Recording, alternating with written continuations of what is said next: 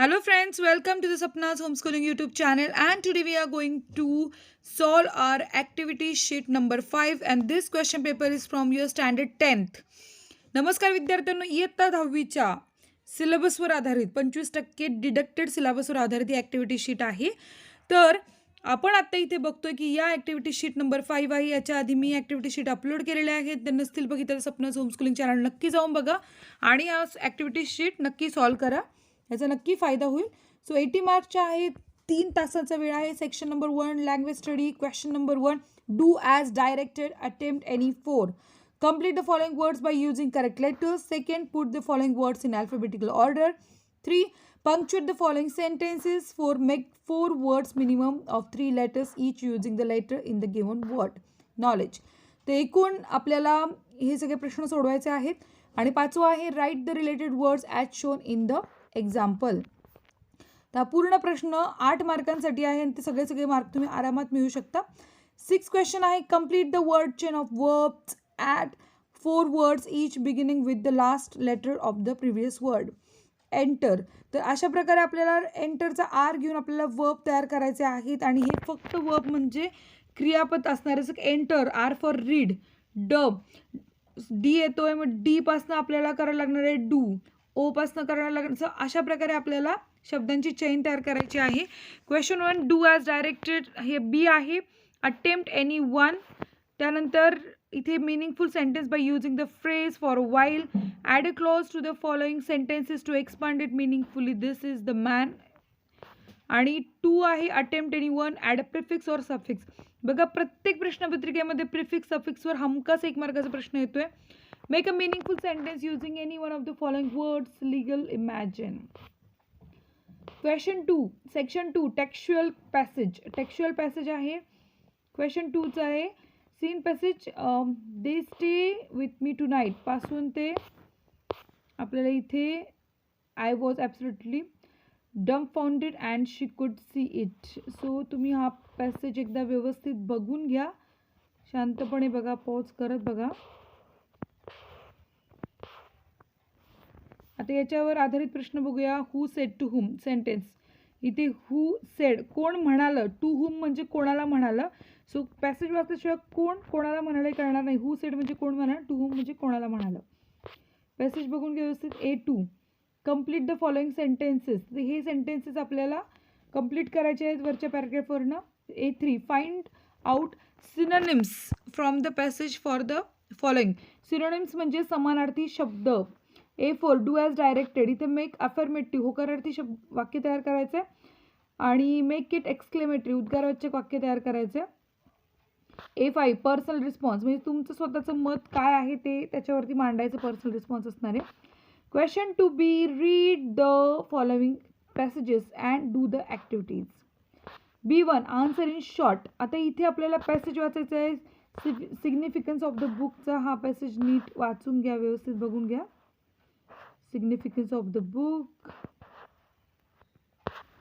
हा आहे पॅसेज आणि या पॅसेजचा उरलेली लाईन्स आहे. व्यवस्थित पॉज करून बघा. याचे क्वेश्चन आहे answer in short. Name of the आर्किनारायन्स book. आर्किनारायन्स work attributes.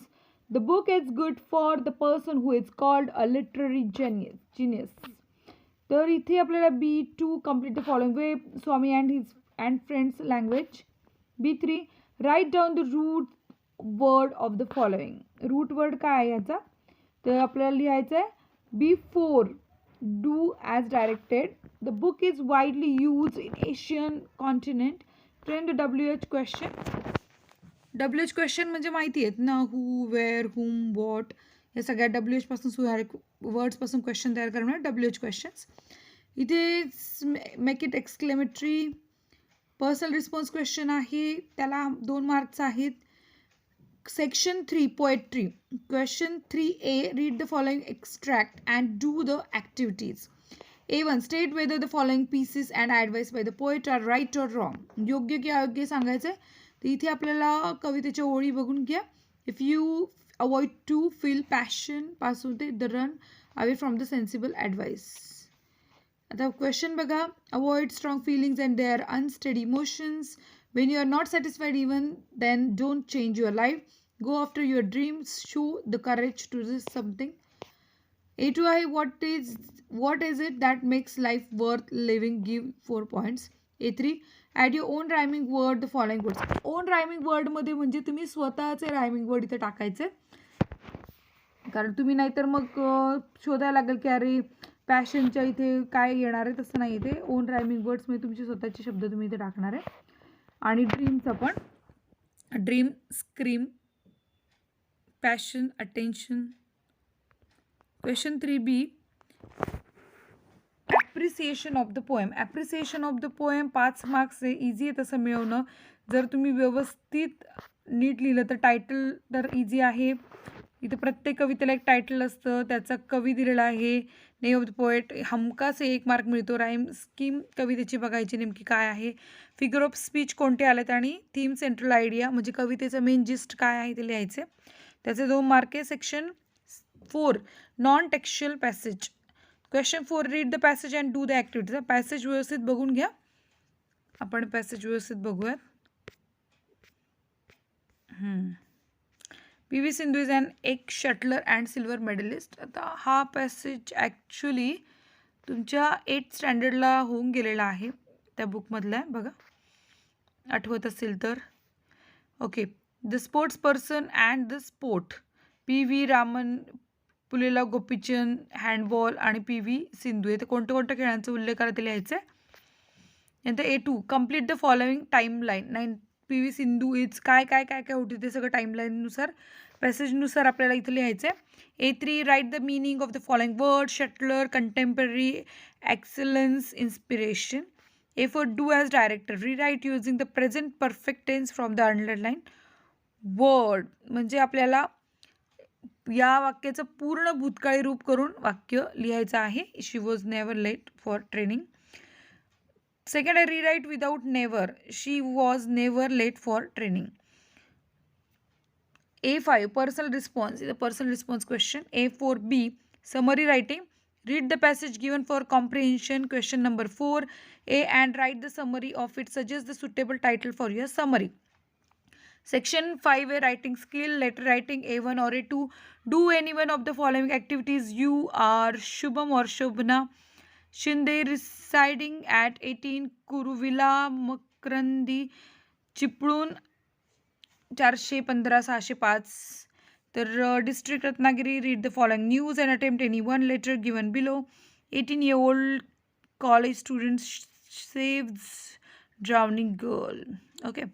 So आता इथं लिहायचं आपल्याला चिपळूणची न्यूज आहे आणि त्याच्यावरती तुम्हाला Chiplun 5 November 2020. 18-year-old college student master Sahil Surve showed presence of mind and saved drowning girl. The boy was on his way home on cycle and passing the bridge. and तर अशा प्रकारे तुम्ही वाचून घ्या पूर्ण. आता हे तुमच्या सोयीनुसार तुम्ही वाचून घ्या.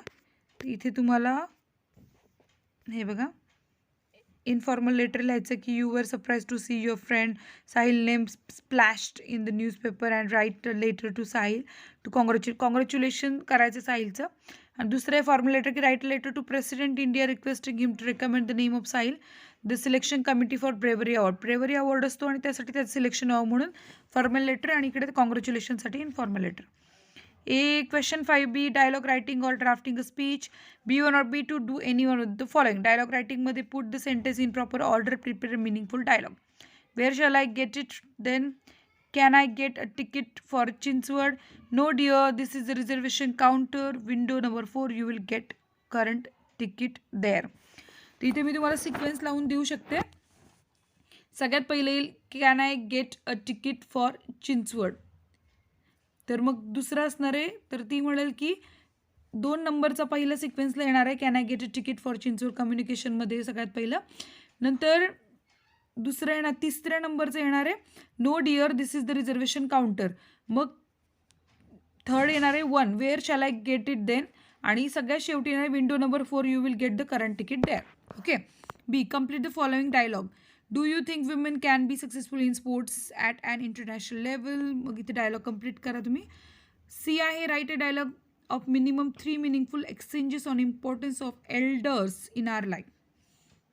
खूप महत्त्वाचा पॉईंट आहे. सो याचे 3 डायलॉग म्हणजे मिनिंगफुल एक्सचेंजेस म्हणजे व्यवस्थित तुम्हाला कॉन्व्हर्सेशन लिहायचं आहे. B2 drafting a speech. Imagine that you are the captain of Coco team of your school. You are asked to deliver a speech on hard work. A key to success. Use the following points in your draft. Hard work, no shortcut to success.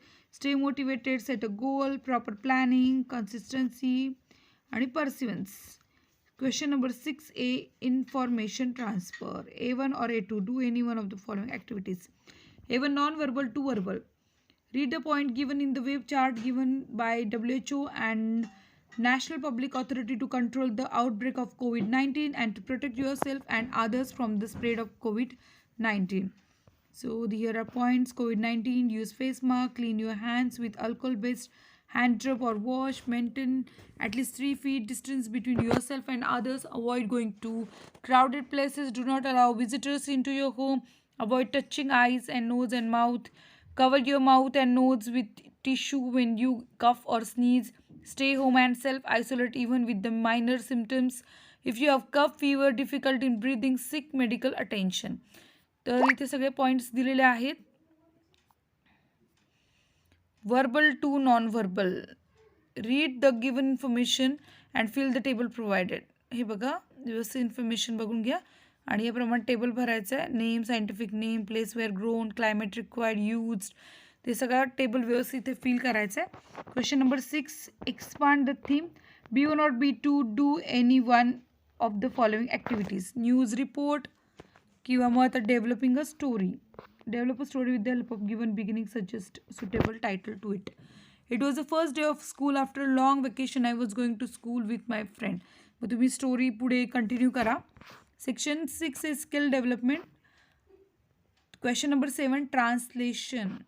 इथे 5 मार्कांसाठी आहे. Translate the word first, translate the following sentence for 2 marks, and then the translate the following idiom or proverb into your medium of instruction for 1 mark.